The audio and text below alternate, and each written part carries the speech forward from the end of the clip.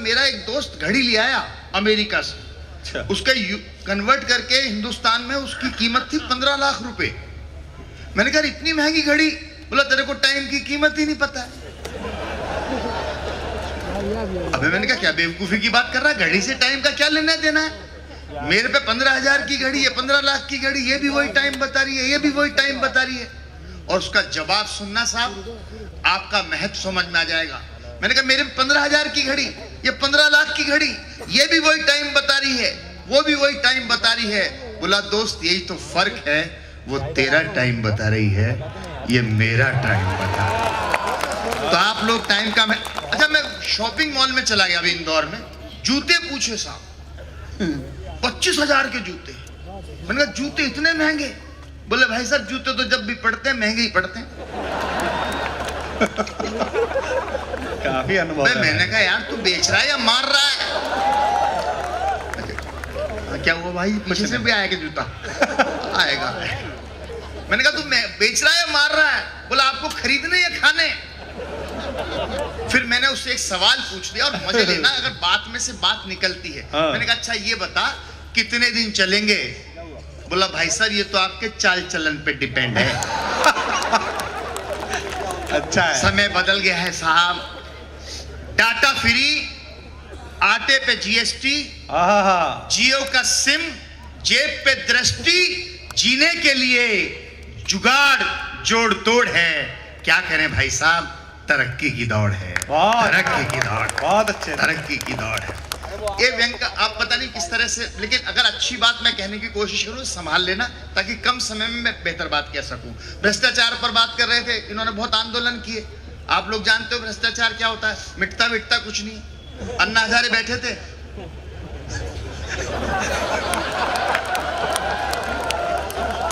उठने की उम्र में बैठे थे,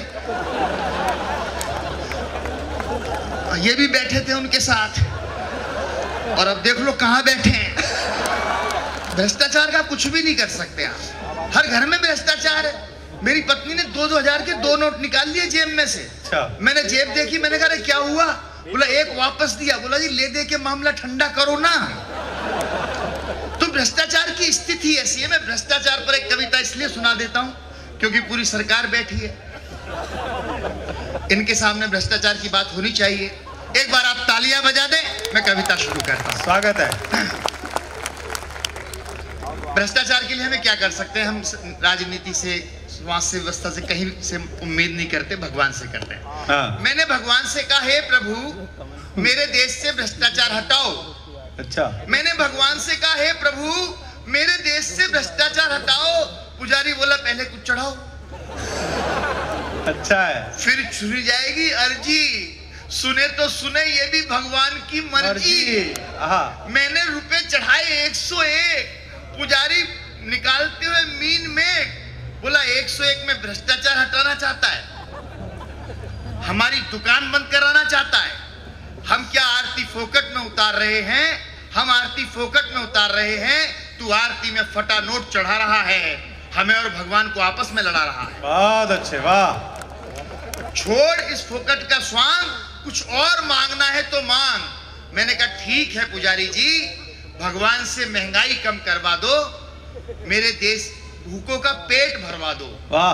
पेट, देखिए दोस्तों, ये कविता के बीच में एक छोटी सी बात मुझे अचानक याद आती है। मैं हास्य व्यंग कर रहा हूं नहीं कर रहा हूं मुझे नहीं पता। व्यंग को समझने के लिए कविता नहीं होती, केवल समझ होती है। मेरे यहाँ 4 अखबार आते हैं, मैं केवल अखबार का नाम लेता हूं और आपका परीक्षण करता हूं कि आप उन अखबार के नाम के अर्थ समझते हैं कि नहीं। अगर ये समझ जाएंगे तो मेरी कविता में आज जारी रख दूंगा, वरना दूसरी कविता कहकर बैठ जाता हूं।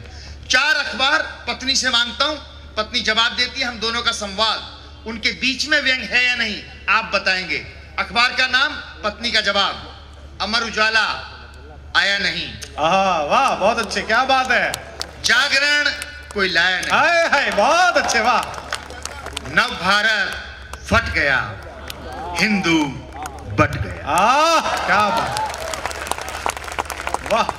भास्कर पानी में गल रहा है, हिंदुस्तान चूल्हे में जल रहा। वाह। ये है व्यंग का शिल्प। अगर आप इसे संभालेंगे तो कविता कहने का अलग आनंद होता है। संभालिए बात को। मैंने कहा ठीक है पुजारी जी, मेरे देश से महंगाई कम करवा दो, लाखों करोड़ों भूखों का पेट भरवा दो।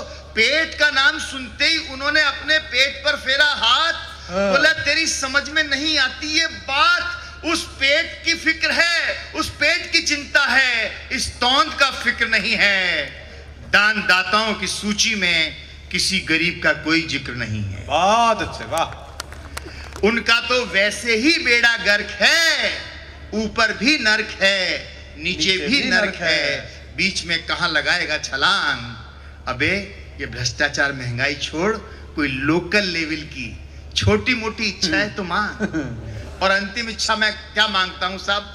मैंने कहा ठीक है पुजारी जी, अगर आप भगवान को पटा सकते हो तो मेरी इस बात के लिए पटा दो, मेरे शहर से अवैध निर्माण और अतिक्रमण हटा दो, बंद करा दो गोरख धंधे। पुजारी बोला अबे अकल के अंधे, देखता नहीं भगवान कैसे आंखें मीच खड़े हैं, खुद सड़क के बीचों बीच खड़े। अच्छा, आपकी थोड़ी कमजोर तालियां हैं, अच्छा, कमजोर करती हैं कविता को, लेकिन कोई बात नहीं। देखता नहीं भगवान कैसे सड़क के बीचों बीच खड़े हैं, जय जयकार चमत्कार नमस्कार चहूं और है, प्राइम लोकेशन पे पूजने का मजा ही कुछ और है, वाह। यहां खड़े होकर भगवान पापियों के पाप धोते हैं। अतिक्रमण के लाइसेंस नगर निगम से नहीं, यहीं से रिलीज होते हैं। बहुत अच्छे, वाह, क्या बात तुझे है। भी कोई जमीन खरीदवानी है तो बोल, किसी की फाइल सुलटानी है तो बोल, तेरी कोई कहानी है तो बोल, तेरी कोई इच्छा, तेरी कोई कामना। मैंने कहा पुजारी जी अगर करा सकते हो तो भगवान से डायरेक्ट करा दो मेरा सामना। हाँ, ये सुनते ही पुजारी बोला अंतिम स्पर्श। ये सुनते ही पुजारी बोला अबे क्या कह रहा है, किस देश में रह रहा है, मन्नतों से मुकद्दर नहीं खिलता है। इस देश में पार्षद भी 5 साल से पहले नहीं मिले। बहुत अच्छे।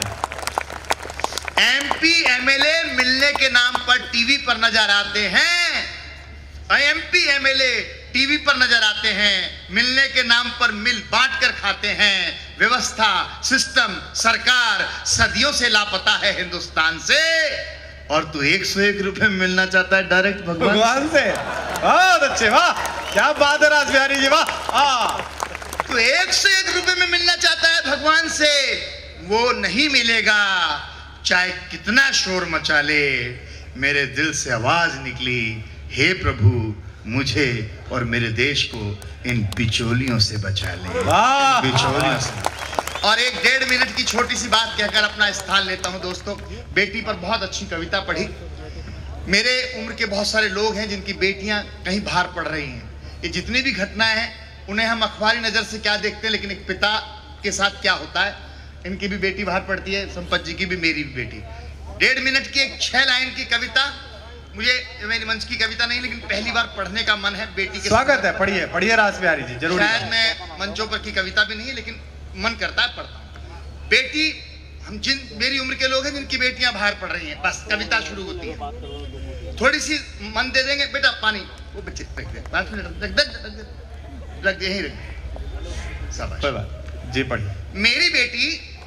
मेरी बेटी जॉब करने गई है बेंगलोर में।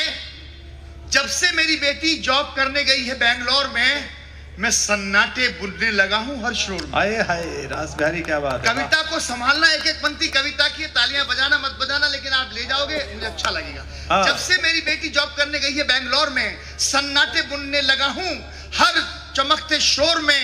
खिड़कियों के बाहर झांकता रहता हूं, बंद पड़ी किताबों को ताकता रहता हूं, किताबों के पन्ने फड़फड़ाते हैं, मुझे मेरी बेटी के पर नजर आते हैं।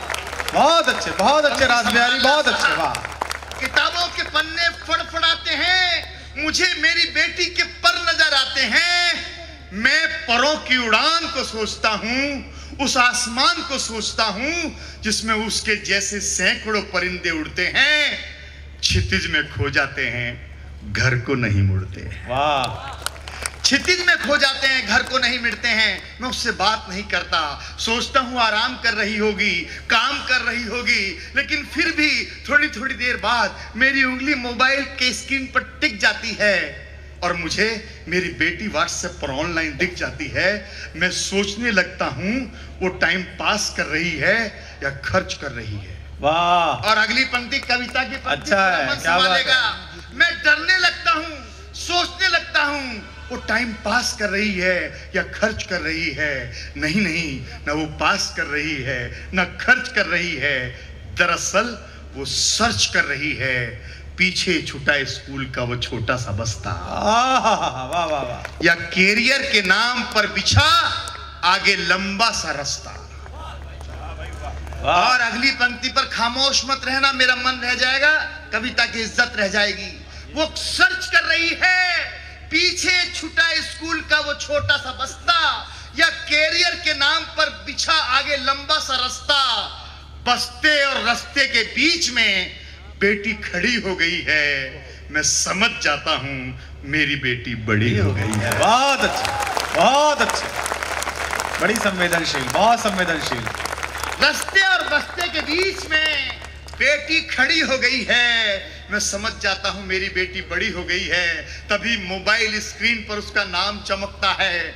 हम पति पत्नी दोनों का चेहरा दमकता है। हम मौन कर लेते हैं, उसकी आवाज सुनने के लिए स्पीकर ऑन कर लेते हैं। वाह, वो चहकती है, बोलती है, गुनगुनाती है, जल्दी जल्दी बताती है, जैसी कोई कौरैया गीत गाती है। वाह। अब आप देखना वो क्या बात बात कर रही है। आपकी सबकी बेटियां यही बात करती हैं। आपको लगे कि आपकी बेटी बात कर रही है, संभालना बात को। वो चहकती है, महकती है, जल्दी जल्दी बताती है, जैसी कोई गौरैया गीत गाती है। बोला पापा सब ठीक है, मेरे साथ आपकी सीख है। सुबह काम वाली नहीं आई, नाश्ता नहीं बना पाई, रास्ते में कर लूंगी, पेट भर लूंगी, मैगी बना लेती हूँ, पिज्जा मंगा लेती हूँ। हर चीज का ऐप है, मेट्रो है, कैब है, ज्यादा लंबा सफर नहीं है, ज्यादा लंबा सफर नहीं है, किसी बात का डर नहीं है। आप दिल्ली, उन्नाव, हैदराबाद मत पढ़ा करो, अपने आप से बेवजह मत लड़ा करो। आए हाय, वाह, क्या बात है, क्या बात है, बहुत अच्छे, वाह वाह वाह वाह वाह, बहुत अच्छे, बहुत अच्छे, बहुत अच्छे। जो काम इतनी मेहनत से मुख्यमंत्री बनने के बाद कमलनाथ जी ने किया, वो आदमी एक माला में कर गया। देखो आप इसे। और अंतिम संवाद सुने, मैं जगह भी लेता हूं, कहीं आपका गीलापन लगे, आपकी बेटी आपके सामने आ जाएगी। पापा आप दिल्ली, उन्नाव, हैदराबाद मत पढ़ा करो, अपने आप से बेवजह मत लड़ा करो। यहाँ बहुत भाग दौड़ है, काम का लोड है, मंदी है, डाउनफॉल है, नई कंपनी का कॉल है, स्विच ओवर की सोच रही हूँ, सेक्टर 18 से 38 में शिफ्ट हो रही हूँ। बाकी सब पहले जैसा है। मम्मा का थायराइड कैसा है? आए हाय, आए हाय, आए हाय। मम्मा का थायराइड कैसा है? मम्मा का थायराइड कैसा है? आप अपनी डायबिटीज का ध्यान रखना। छोटू से कहना दीदी ने विश किया है, उसके लिए एक हेडफोन लिया है। आए हाय हाय। डोंट बी टेंस पापा, यू आर माई स्ट्रेंथ पापा। वाह! डोंट बी हाँ। टेंस पापा, कितना यू सुंदर। Are my strength. है ना? बहुत अच्छा, बहुत अच्छा। इतनी सी देर में पूरा घर भर जाती है, अंदर से बाहर तक गीला कर जाती है। मैं समझ जाता हूँ मेरी बेटी बड़ी हो गई है, मेरी बेटी भाई बड़ी हो जिंदाबाद, गई है। जिंदाबाद, जिंदाबाद। एक बार जोरदार तालियां रास बिहारी जी के लिए। आहा हा, आहा।